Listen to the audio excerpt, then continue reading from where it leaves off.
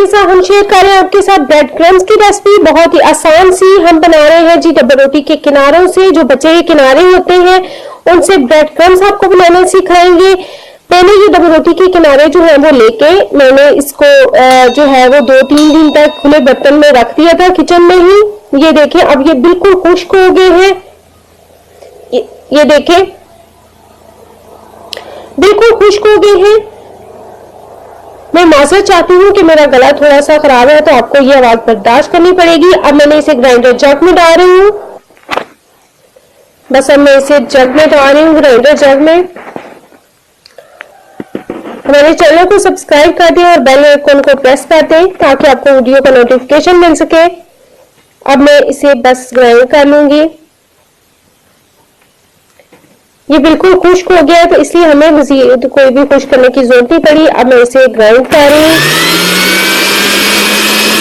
बस मैंने 2-3 दिन तक खुले बर्तन में इसे छोड़ दिया था किचन में। ये बहुत ही आसान सा तरीका है, आपको कुछ भी नहीं करना पड़ेगा। बस मैंने सोचा आपके साथ ये झटपट सी रेसिपी शेयर की जाए। ये देखें मैंने इसे कर लिया है, मैंने छाना भी नहीं है, कुछ भी नहीं किया, बस ऐसे ही मैं बाउल में डाल रही हूँ।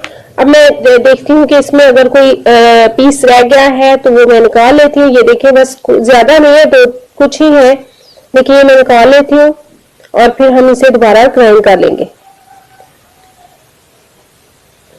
ये देखें बस थोड़े से ही रह गए हैं, बहुत अच्छे से क्रम्स बन गए थे।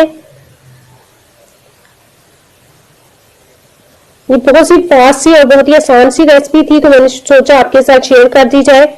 ये देखें अब बिल्कुल नहीं रहे, इसमें मैंने निकाल लिए थे। अब मैं उसे दोबारा ग्राइंड कर लूंगी।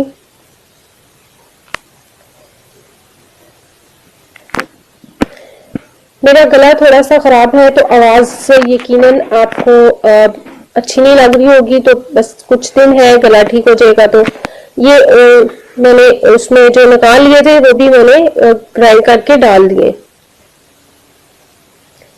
इसीलिए काफी दिन से मैं वीडियोस अपलोड भी नहीं कर रही थी कि मेरी तबीयत बहुत ज्यादा खराब थी, तो मैंने सोचा कि अब बना ही ले वीडियो।